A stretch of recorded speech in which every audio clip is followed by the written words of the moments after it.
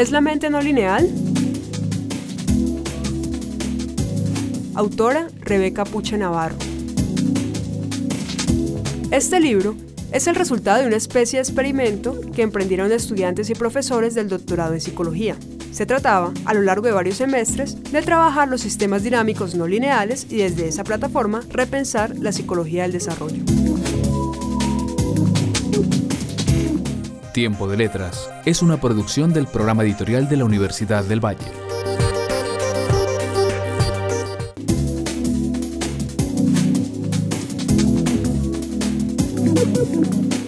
Profesor, uno de los artículos de este libro nos habla del orden global y la guerra justa.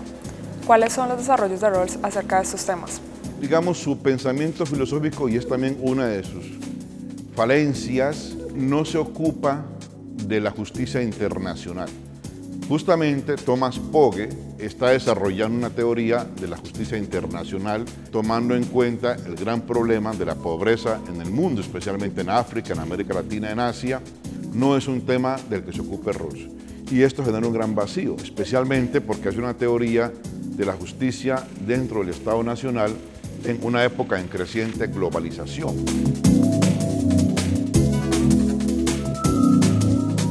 Rawls, pues, en general, no se ocupó de temas internacionales. Sin embargo, sí hay algunos textos de él, por ejemplo, sobre la bomba de Hiroshima, que es un tema sensible, la injusticia de una bomba que se arroja cuando no era militarmente necesaria para ponerle fin a una guerra que ya estaba casi terminada.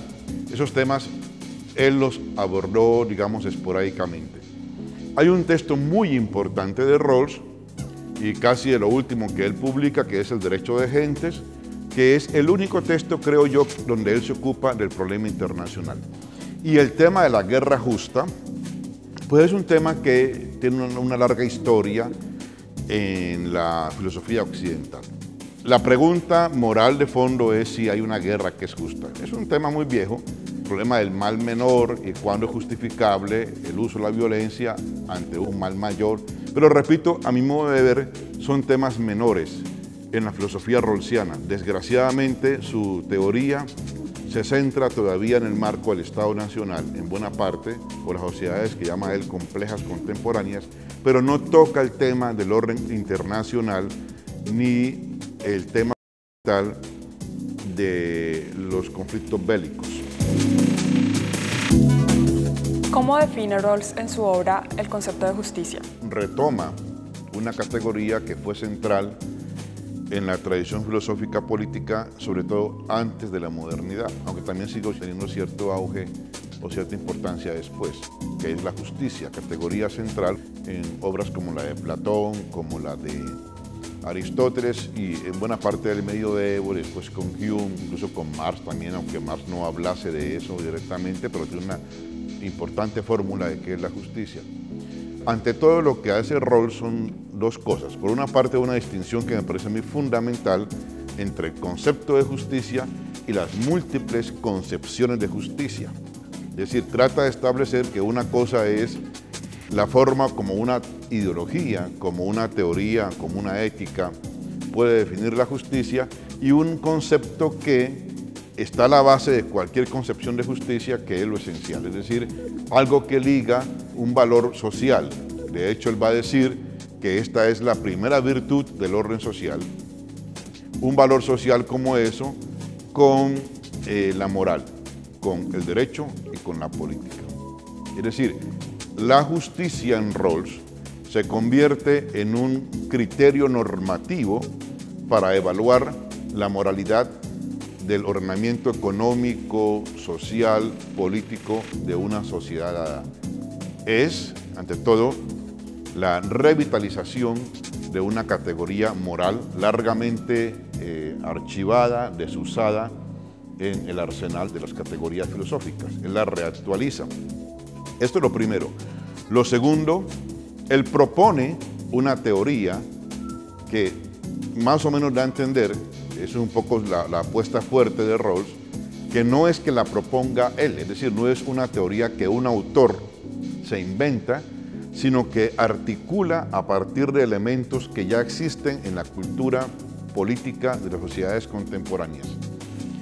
Un poco para decirlo de una manera gráfica y espero que se entienda, las sociedades contemporáneas tienen un gran problema, dice Rawls. Especialmente se lo va a decir en 1993, en su obra Liberalismo Político. Las sociedades contemporáneas ya no tienen el pegamento ideológico, el pegamento moral, el pegamento religioso, es decir, una unificación valorativa que les permita, como por ejemplo las sociedades tribales o las sociedades cristianas medievales, las sociedades premodernas, un criterio unificado sobre la vida privada, la vida pública, lo bueno, lo deseable, lo moral, lo correcto.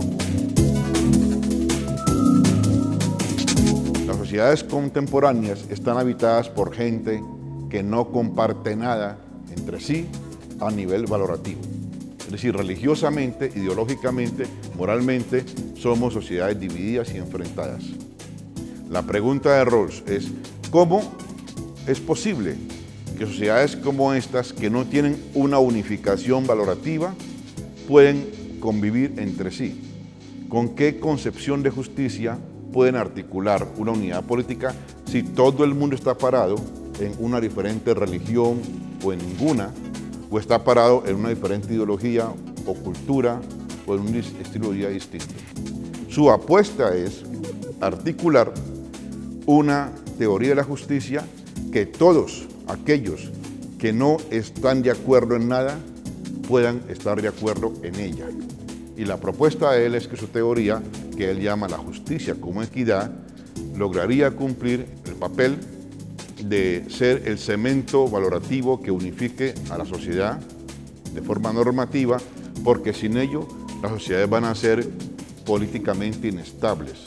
Habrá una permanente desestabilización social porque nadie está de acuerdo con la forma como es tratado, de acuerdo con los valores incorporados en el orden institucional.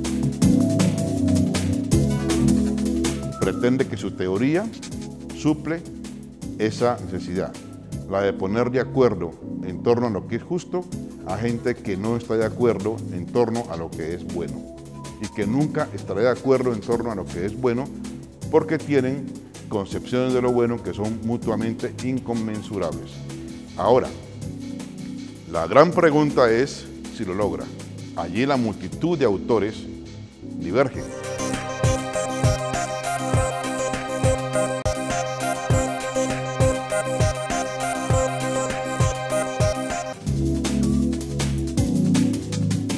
El monstruo en el hueco.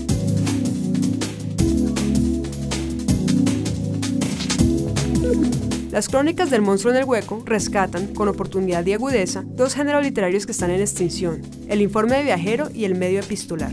Un intercambio de cartas entre dos españoles, uno desde la Ciudad de México y otro desde la ciudad de Medellín.